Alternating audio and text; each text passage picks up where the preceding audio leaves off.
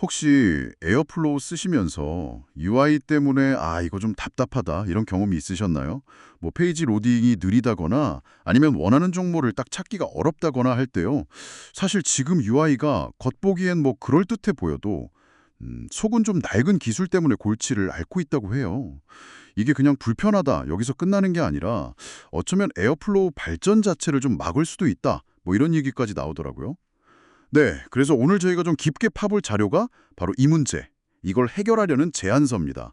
AIP-38이라고 에어플로우 웹 애플리케이션 현대화 계획인데요. 이 계획이 앞으로 우리가 쓰게 될 에어플로우 인터페이스를 어떻게 바꾸려고 하는지, 그게 또 사용자 경험에는 어떤 의미가 있을지 한번 자세히 들여다보죠. 네, 맞습니다. 이게 단순히 뭐 겉모습만 예쁘게 바꾸자 이런 차원의 이야기는 아니고요. 정말 근본적인 변화가 필요하다고 본 거죠. 현재 UI가 플래스크 앱 빌더라는 좀 오래된 기술에 많이 의존하고 있거든요. 플래스크 앱 빌더요? 네, 이게 뭐 유지 보수도 좀 어렵게 만들고 요즘엔 당연하게 생각하는 실시간 데이터 업데이트 같은 거 있잖아요. 그런 기능 구현하기가 좀 까다로워요.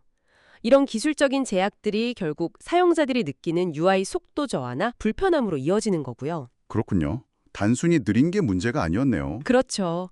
그래서 이제 새로운 UI는 최신 기술을 기반으로 해서 API 활용도를 확 높이고 또 정보 구조, 그러니까 IA라고 하죠.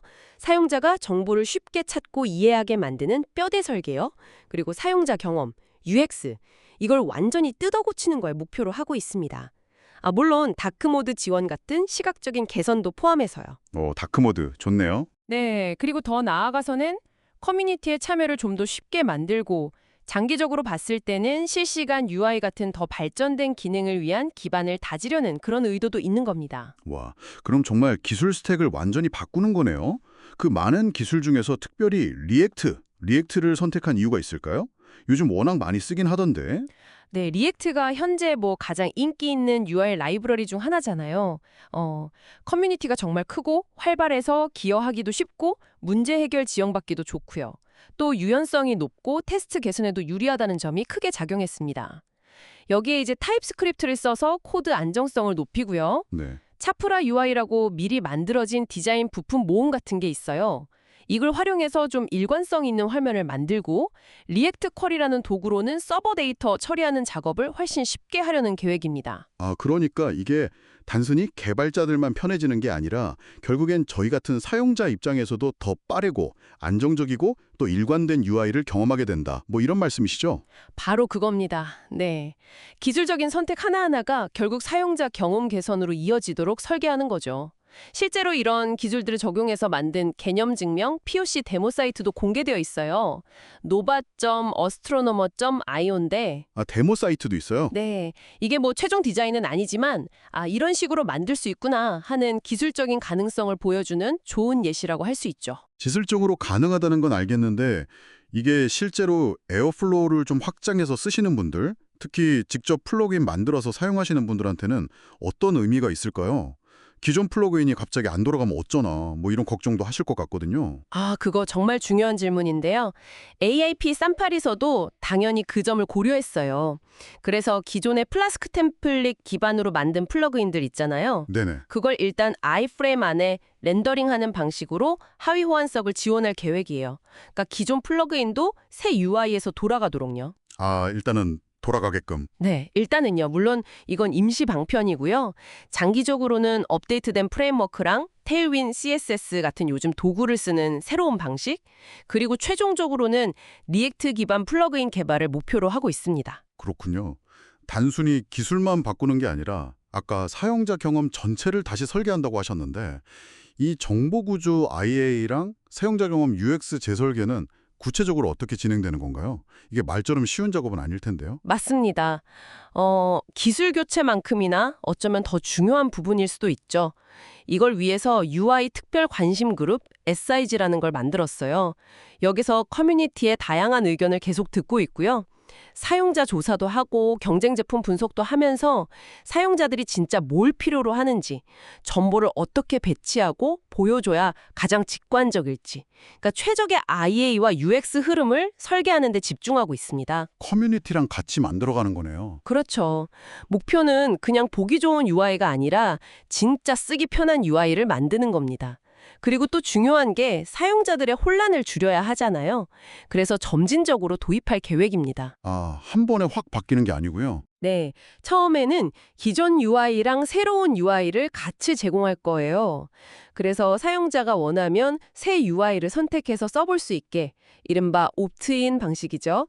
충분히 테스트하고 피드백도 받고 그 후에 다음 메이저 버전 업데이트 때 기존 UI를 완전히 새로운 UI로 대체할 계획입니다. 아, 다음 메이저 버전이라면 혹시 에어플로우 3 말씀하시는 건가요? 최근 업데이트 보니까 에어플로우 3에서는 부분적으로 리액트를 도입하는 걸 넘어서 아예 UI 전체를 리액트로 전환하는 걸 목표로 한다는 이야기가 있더라고요. 네, 정확합니다. AIP 38에서 시작된 이 흐름이 에어플로우 3에서는 완전한 리액트 UI 구현이라는 더 큰 목표로 이어지고 있는 거죠. 이걸 위해서 그 오래된 플래스크 앱 빌더를 제거하는 작업, 이게 AIP 79고요.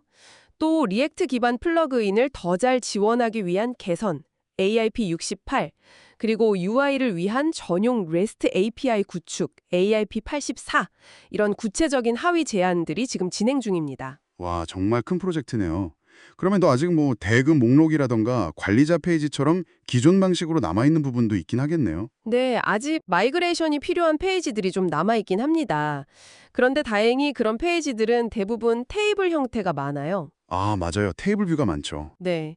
그래서 재사용 가능한 컴포넌트를 잘 만들어두면 개발 효율을 꽤 높일 수 있을 걸로 기대하고 있습니다. 생각보다 빠르게 전환 작업이 진행될 수도 있고요. 결국 이 모든 노력의 핵심은 뭐랄까 에어플로우 UI를 단순히 보기 좋게 만드는 걸 넘어서는 데 있어요. 진정으로 현대적이고 유지보수하기 쉬우면서 또 확장 가능한 애플리케이션으로 만드는 거죠.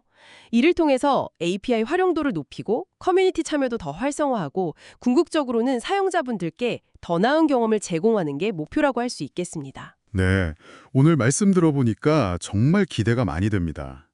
이렇게 UI의 근본적인 현대화가 성공적으로 이루어진다면 단순히 인터페이스가 좋아지는 걸 넘어서 에어플로우 자체가 앞으로 또 어떤 새로운 기능이나 워크플로우를 가능하게 할 수 있을지 그런 상상을 해보는 것도 재밌을 것 같아요. 예를 들어서 아까 잠깐 언급됐던 실시간 UI 있잖아요. 그게 만약 완전히 구현된다면 우리가 데이터 파이프라인 모니터링하는 경험은 지금이랑 또 어떻게 달라질 수 있을까요? 새로 고친 버튼 누를 필요 없이 모든 상태가 그냥 바로바로 착착 반영된다면 말이죠. 한 번쯤 생각해 보시면 어떨까 싶네요.